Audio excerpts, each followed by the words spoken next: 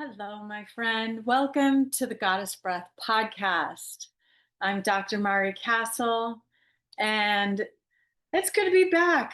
I have had a little break, but last episode, as you may recall, I went ahead and spent some time to record an episode in nature, which was just really fulfilling for me. So I kind of want to come back to that at today. I want to talk about the heart of nature, and not just as a peaceful place that we go to relax, but as a living, breathing like entity, like something that teaches us about balance and about integration, or even to the extent of transformation. I'm gonna explore all of those ideas and concepts here today, and also like why nature feels good, not from a physiological, just from like the research that we know, but also energetically. And then even again further, how nature is reflected through the Sumerian culture, the culture 5,000 years ago that I've spoken about quite a bit in these episodes, that reflects nature as like their connection to divine wisdom. So, before we do that, I want to do a breathing practice with you. And this uh, alternate nostril breathing is something I've done before in other episodes. It's very simple. If you've done any kind of yoga classes, you may already have experienced this practice, the alternate nostril breath. Why?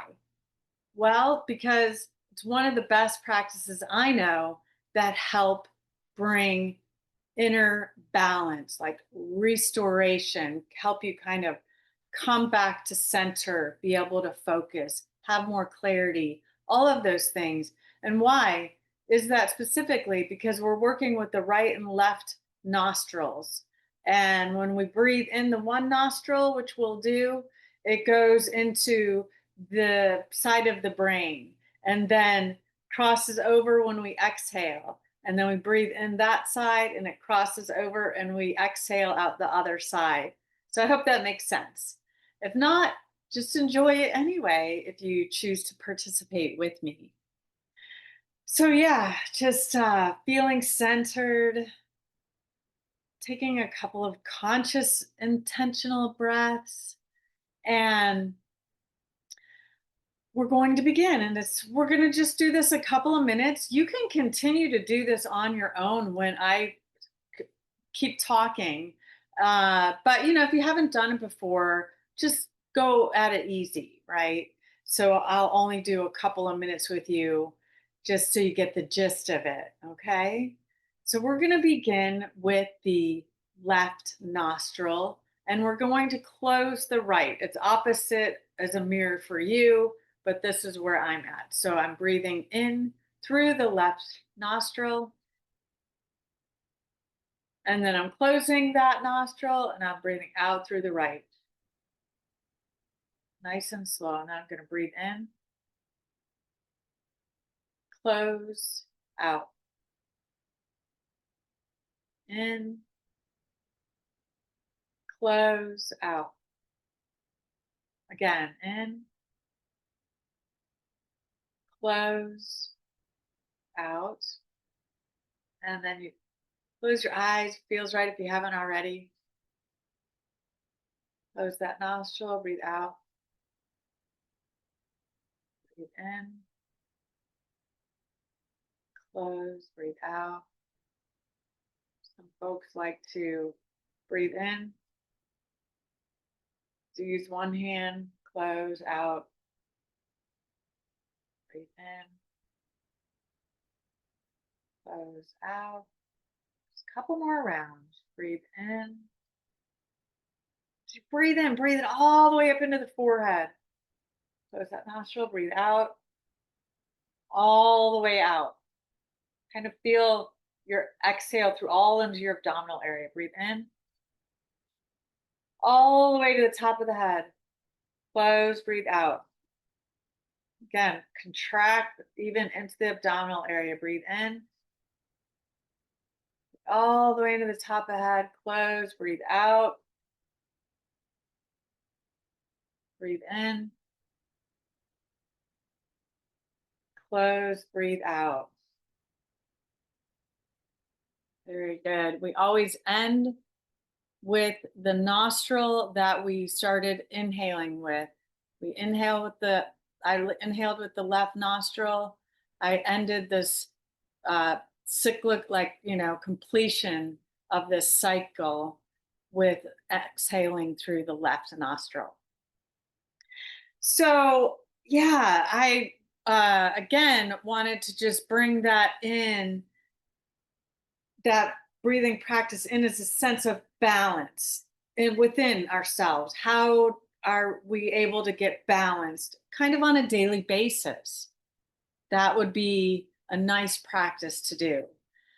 And I just want to say, last week, before I did the episode in nature, I was just feeling my energy was a little bit off. And I was really craving, just wanting to be in nature. Sometimes this happens to me. And I I feel like then when I do go to nature and immerse, I feel restored. I feel like there's a frequency change in my body. And I've often wondered, why is it that I crave nature, just feel the call, I yearn to be in nature. And I think it's because of the energy that nature offers. And I'm going to go into explaining all of that, of what is it about nature's energy that helps us feel just better overall, right? It's, no matter what, if you're just sitting in nature or you're walking in nature or you're doing some activities in nature, it's just a good feeling. So I do have some research that explains why we feel good in nature. And this has to do with what in Japanese is called forest bathing, like really spending some time in nature. And the term that the Japanese use is Shinrin Yoku. So there was uh, a doctor, scientist that researched how nature helps us feel better. And when we think of forest bathing, I'm not talking about bathing in the forest for one. Going with your robe and having a experience of a waterfall in nature or something like that, or swimming in a pond, because I think that term could sort of put that in somebody's mind. But it's not having to do with even having to do anything.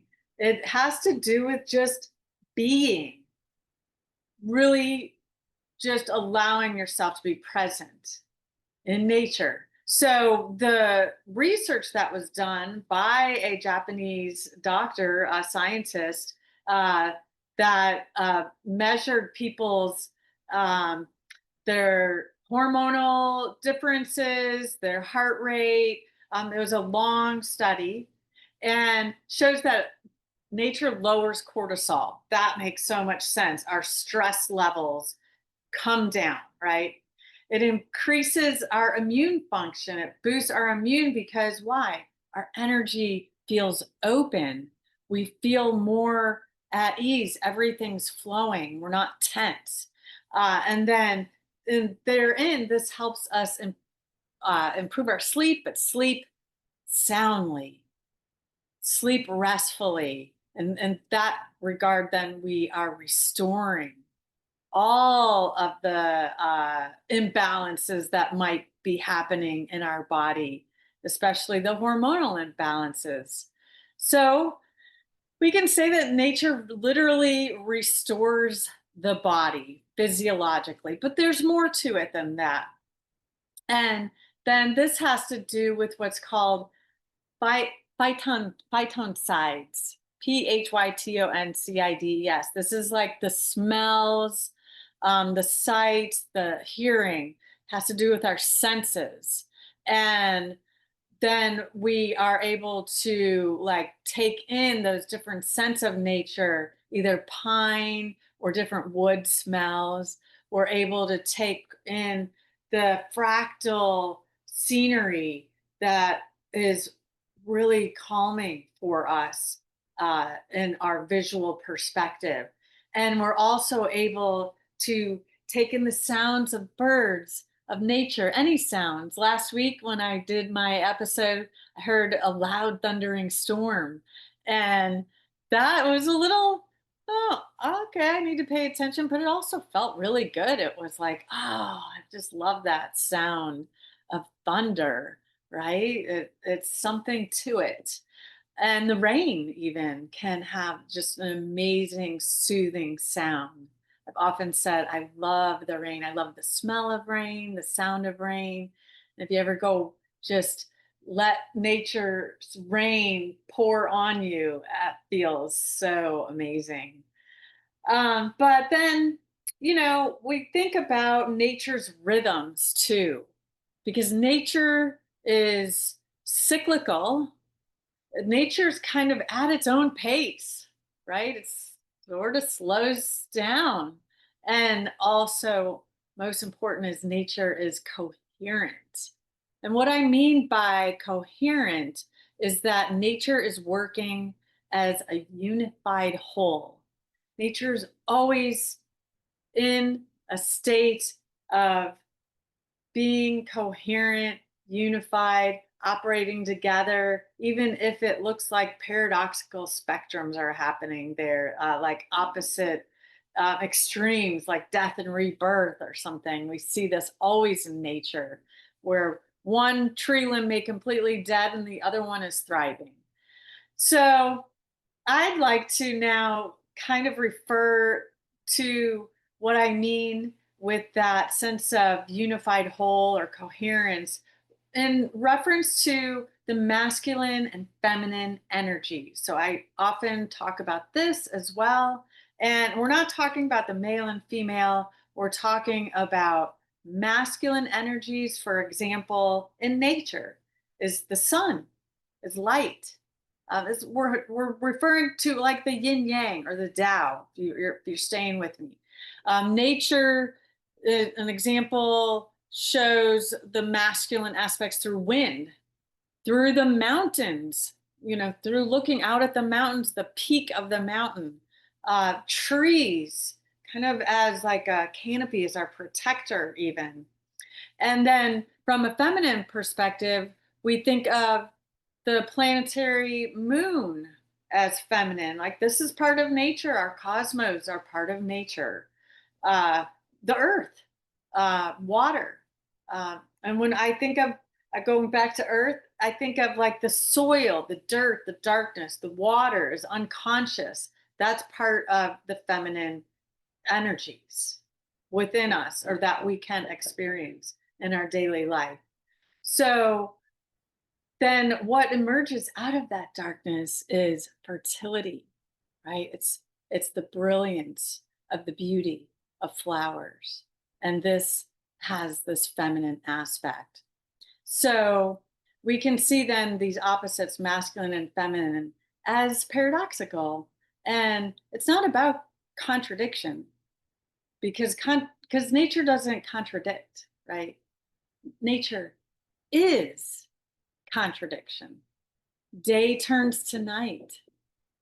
Fire gives life, but also destroys. The desert and the rainforest both express beauty through scarcity or abundance. Trees die to nourish the soil they grew from, and a storm can bring destruction and yet relief. So it teaches us, nature teaches us that we too are allowed to hold joy, beauty, and grief sadness, destruction, all at the same time. This sense of being able to grow, but then also being able to rest.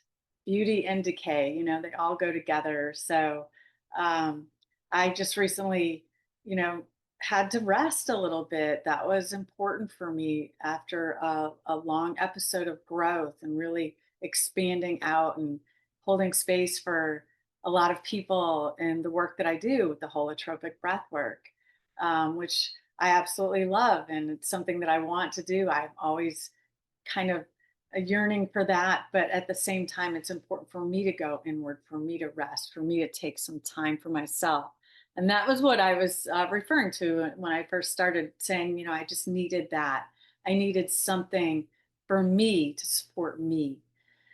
And then just, going back to that sense of opposites, like that sense of um, the paradoxical elements, and that nature can be representative of the aspects of death and rebirth.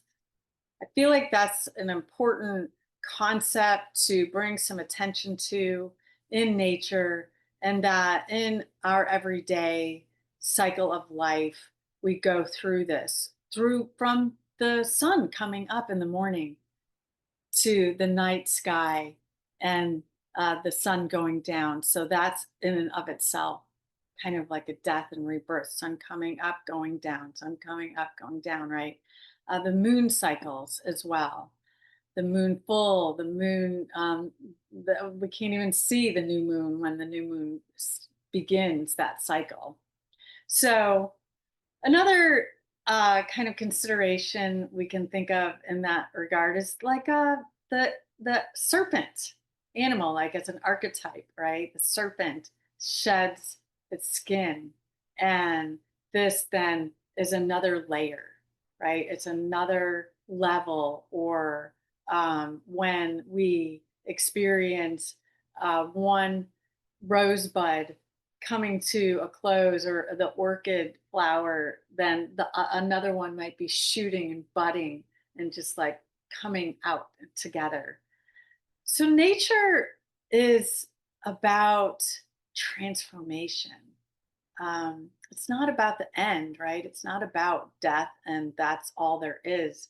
It's about transformative aspects that we are experiencing on a daily basis. And we see them in nature, we see them in our everyday. I talk about this, and I have in the other episodes, and I'll continue to in a future episode. But I just wanted to give some framework to you for that, because it's something that then maybe you'll see nature differently the next time that you go spend time there. And before I go into talking about why the Sumerians understood nature, and why it's so important to identify with nature for them, I just want to mention quickly about the breath work that, breath work is meant to be transformative, any breath work, but particularly the holotropic breath work has this regard of creating some movement in our energetic body, to shift or clear energy, to work through, or like be able to hone in on what the blockages are. In nature, we can see when there's been a fire, it's dark, right? And there's no growth there. But in our own selves, sometimes we can't see that. So it's important to sometimes do those deeper breathing practices. And if the holotropic breathwork calls to you, you would understand that then what can happen, what the possibilities are, can be this like symbolic letting go of what we no longer need, whether it be patterns or relationships or things that we don't no longer need, right? Sometimes things keep us heavy and weighted down. And then, so it helps us see that like organically, in the mind, within our own inner healing wisdom, we tap into that with holotropic breath work. And then we're able to also just feel really relaxed, really present, sometimes super inspired and creative, like fertility, like those blossoms that are shooting forth that we see in flowers and different buds that are coming out, or even in fruit. So yeah, this is great because this is really what I want to move into with the Sumerians, because the Sumerians saw all of that and they thrived on their connection to nature. It was not even thought of, it was just a part of their everyday existence. And um, this is, where you are um, thinking about, like, uh, what the beauty is in nature, but also the possibilities of what the cycles are.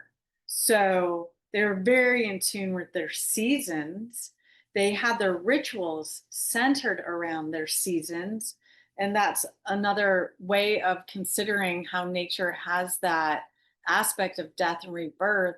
When we think of summertime is completely, thriving and growing, everything's growing. And then we think of the winter time, everything's inward, and going to,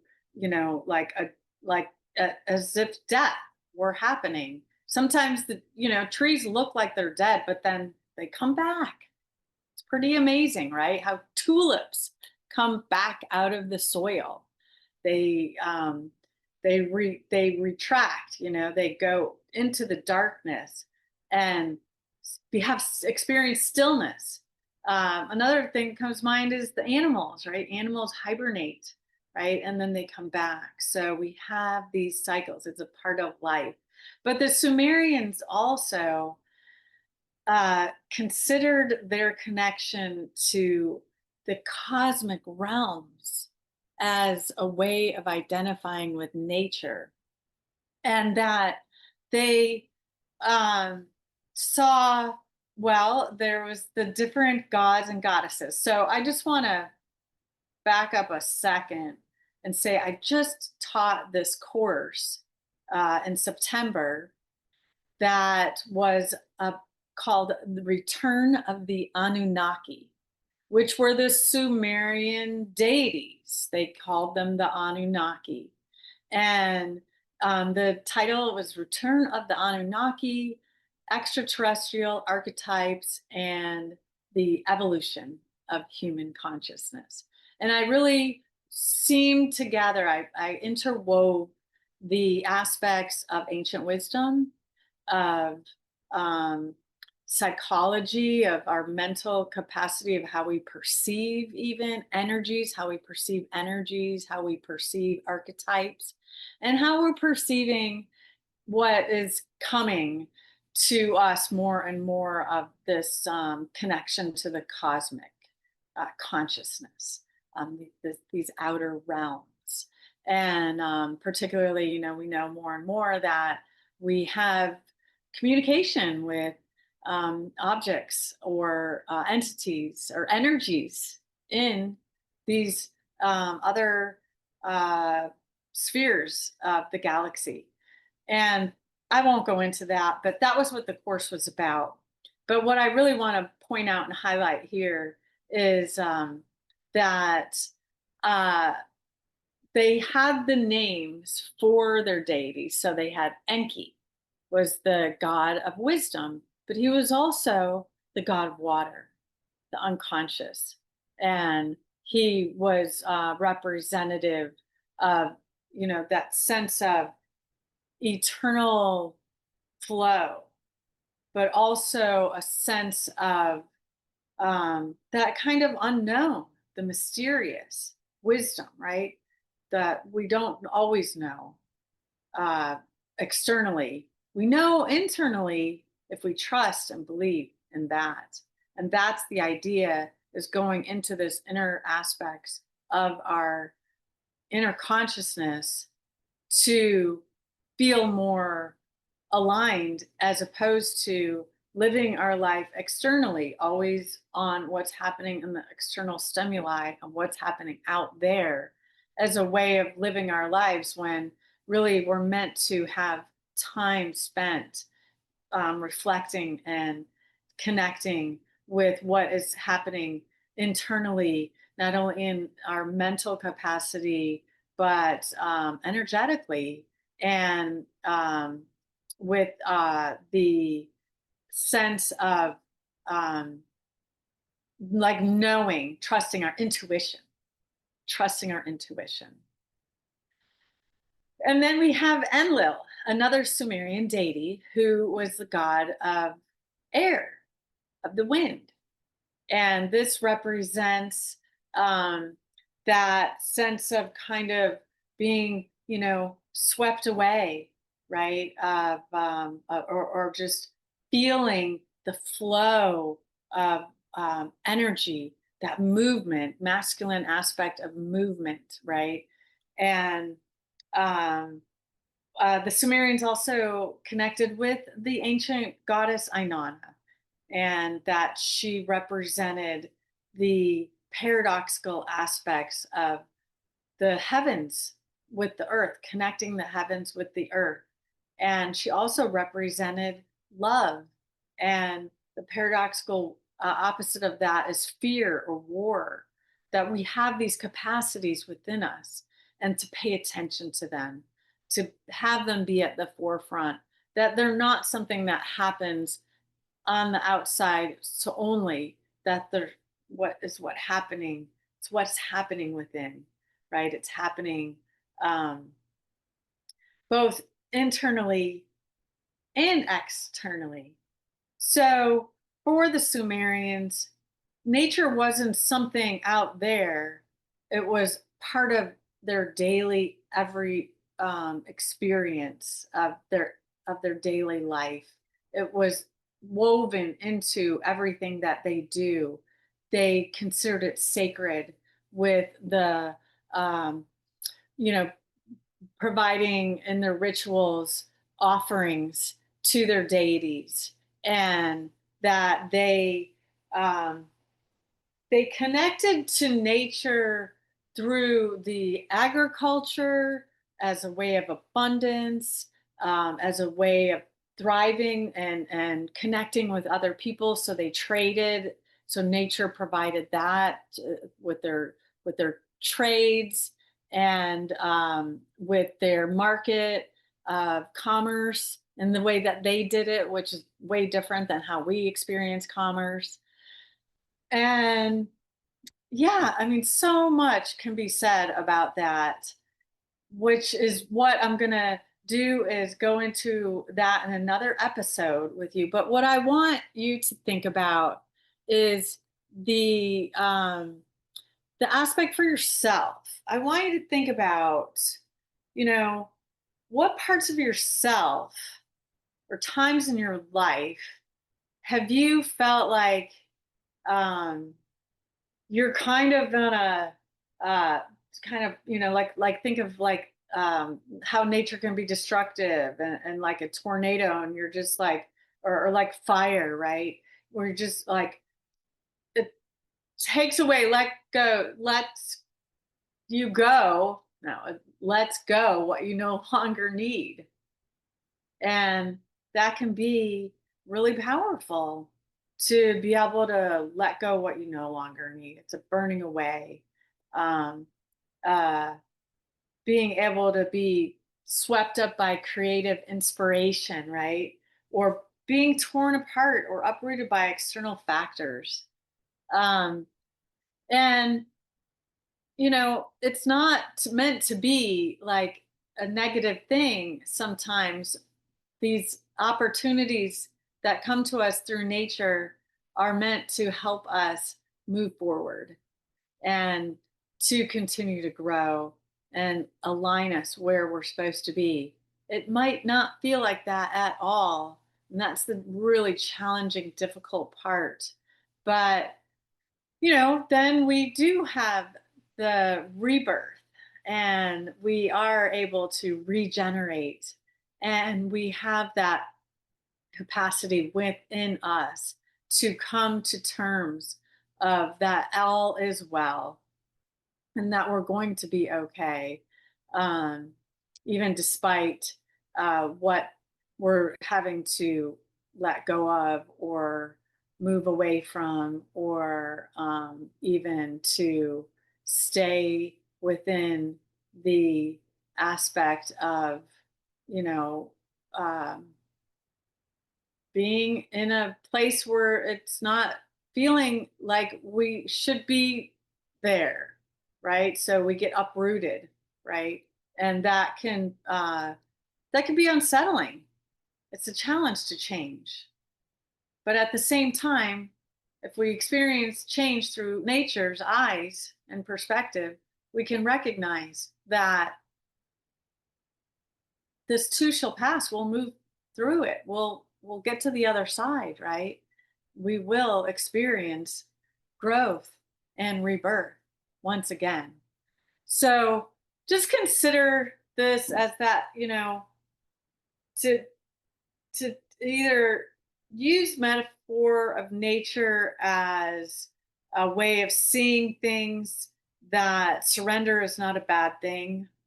Um, and that, we need structure, but we also need to be in the flow, and that we have the light that shines on us, and that's all good, but sometimes we need to kind of be in the darkness, hibernate a little bit, go inward, check in on what's true for you, what's going on in your internal process, your journey on this uh, beautiful planet Earth, and what your human experience is meant to bring for your own teaching, your own inner wisdom that you can then share with others.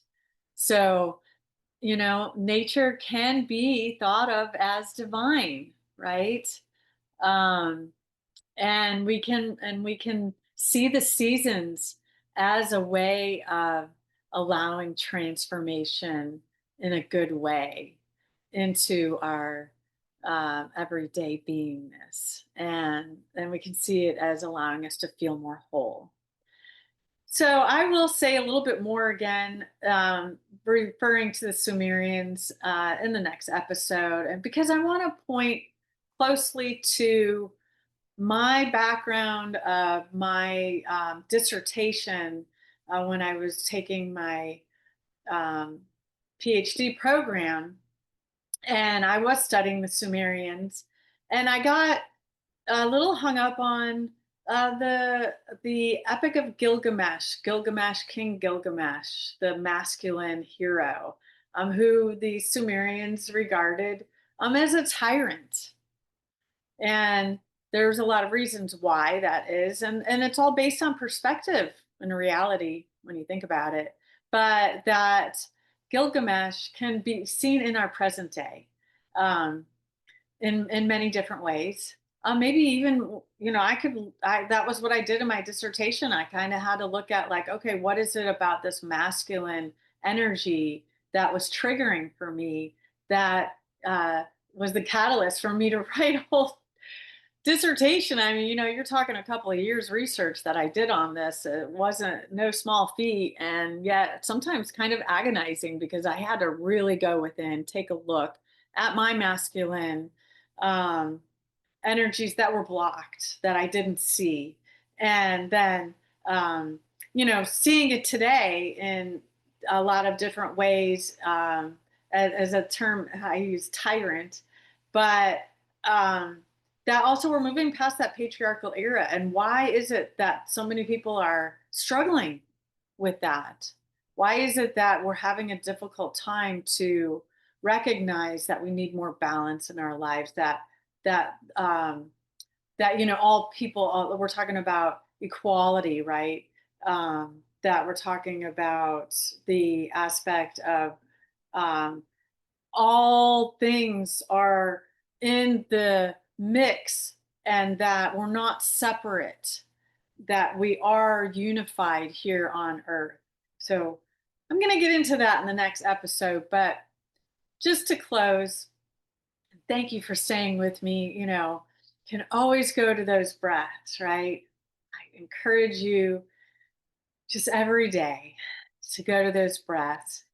If you have time, if you're around nature, spend some time there, offer some gratitude for the conceptual aspects of nature, kind of as a metaphor for yourself or what you're experiencing, or even just to get centered and balanced, right? Just to get centered and balanced. And take a little time, to reflect, to go into some spaces that maybe are comfortable for you if you're so familiar with being in an external and um, uh, uh, stimulus, right? You're always stimulated by the external. It's hard for you to go inward. Just take a couple of seconds. It doesn't take a whole lot of time. Maybe even 3 seconds, right? 3 seconds. That's all it takes sometimes. Just to close your eyes. Acknowledge the uh, masculine and the feminine aspects of yourself. So, to close, I just want to say nature is never rushing, never perfect, never hiding. She's wholeness embodied, and she's always inviting us home to be present with ourselves and to be present with others. So, stay tuned for the next episode. And one last thing I just want to share is that I am excited of some events that I have coming up in November.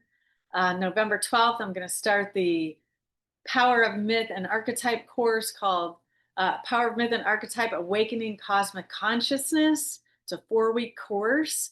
We're going to go into these understandings of why mythology, ancient wisdom is so important and for us right now, and why identifying with archetypes is important, and then connecting with the cosmic realms, why that is kind of pertinent at this time. So you can check out any of those, or you can check out that course at thegoddessbreath.com. It's my new website I just started and rolling out. And thegoddessbreath.com/courses. I'll put that in the show notes. And then also I'm having a 1-day holotropic breathwork group session on November 22nd in St. Petersburg, Florida. That's something that interests you. You can find that as well on thegoddessbreath.com, but you can always go back to breathwork9.com. I'll have all those events on there as well. So thank you for listening. Have a beautiful day. Be well.